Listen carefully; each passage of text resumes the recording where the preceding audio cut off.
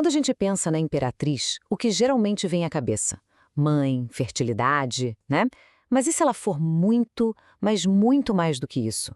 Nessa análise, a gente vai olhar para a imperatriz de um jeito diferente, não como uma carta de tarô, mas como uma função psicológica poderosíssima que mora dentro de cada um de nós. Olha que frase forte. Existir não basta, é preciso florescer. Essa frase, gente, é o puro suco da Imperatriz. Ela nos cutuca, sabe? Nos faz pensar o que significa de verdade não só existir, mas florescer, viver com vitalidade. Guarda essa ideia com carinho, porque ela é a chave para a gente entender tudo que vem pela frente. Beleza. Então, para florescer, por onde a gente começa? Bom, pelo começo de tudo, né? O princípio da vida. É aqui que a gente vai fundo para entender a função mais básica, a mais essencial desse arquétipo. Então, o que a Imperatriz faz na prática?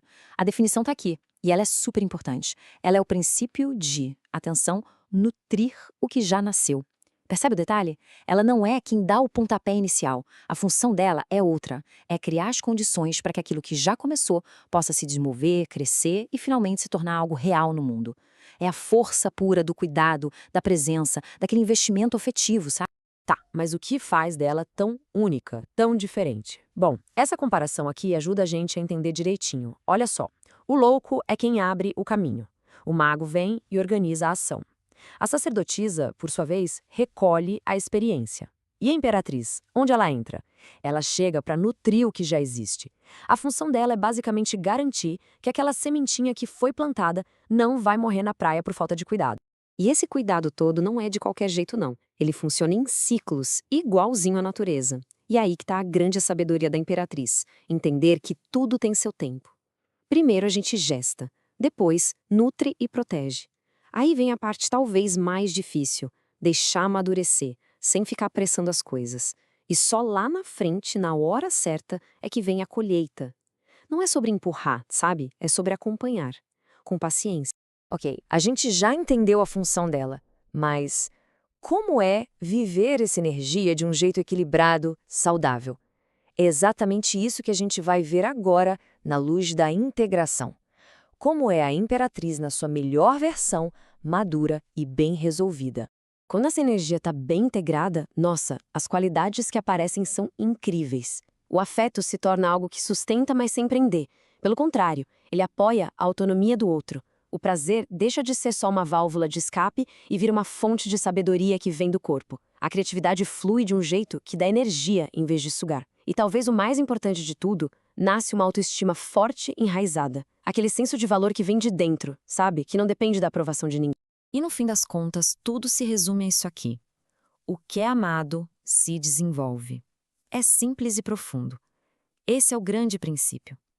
E não estamos falando de um amor abstrato, romântico, mas do amor como ação, como cuidado ativo, como presença, como vínculo real. É essa força que faz com que uma pessoa, um projeto, uma ideia, qualquer coisa, consiga crescer de verdade. E o mais legal é que essa energia não fica presa dentro da pessoa, não. Ela transborda. Alguém com essa função bem resolvida não só floresce, mas cria um verdadeiro jardim ao seu redor. Os ambientes ficam mais seguros, as relações se tornam mais férteis, mais vivas. E quem está por perto sente que também pode crescer, que tem espaço para isso. Mas, como a gente sabe, toda luz projeta uma sombra. E é para lá que a gente vai olhar agora. Vamos entrar na sombra do excesso. É aqui que aquele princípio de nutrir, tão bonito, se distorce e vira um problema. E olha que interessante essa comparação. São as duas faces da mesma moeda, do mesmo impulso de cuidar. De um lado, na luz, a gente tem o afeto que nutre a autonomia, que liberta, porque ele confia no processo. Mas do outro lado, na sombra, a gente tem um cuidado que nasce do medo. Medo de perder, medo de ficar só. E esse medo transforma o cuidado numa espécie de gaiola. Ele sufoca, prende, cria dependência. Tá, mas como é que a gente percebe essa sombra no dia a dia? Bom, os sinais são bem claros. Pode ser aquele afeto que vira moeda de troca, sabe? Eu cuido mais e a minha parte. Ou o prazer que vira uma compensação, usando comida, compras, qualquer coisa para anestesiar um vazio. Pode ser também aquela dificuldade imensa de colocar limites, de dizer não, que acaba em esgotamento, em ressentimento. Ou então, aquela criatividade que até tem um monte de ideias, começa vários projetos, mas parece que a energia acaba no meio do caminho e nada é concluído. O ponto central da sombra é esse aqui, ó. A pessoa se identifica tanto, mas tanto com o papel de cuidadora que ela se perde. Ela vira a função. A identidade dela se funde completamente com o ato de cuidar do outro. E o que acontece? Ela perde o contato com o que ela mesma precisa, com o que ela mesma deseja. É um autoabandono, só que disfarçado de amor. E essa frase finaliza essa ideia de um jeito muito bonito e compassivo. A sombra da imperatriz não é falta de amor, é amor sem limite e sem retorno para si. Para pensar nisso. Não é que a pessoa seja má, é um desequilíbrio.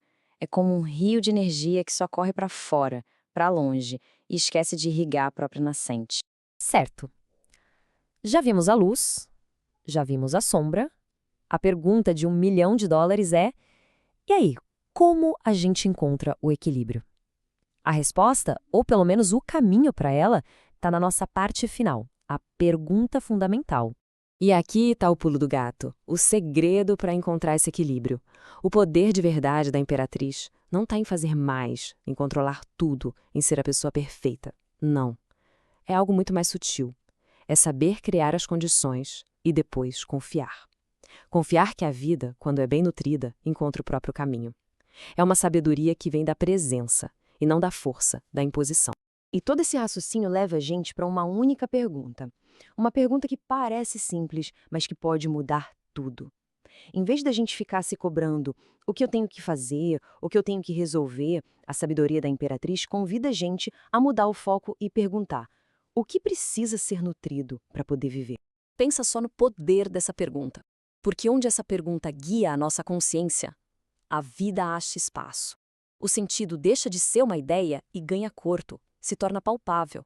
E no final, aquilo que recebe cuidado, um cuidado consciente, presente, simplesmente floresce. Essa, no fim das contas, é a verdadeira essência da imperatriz. Esse poder transformador do cuidado, que simplesmente deixa a vida ser vida.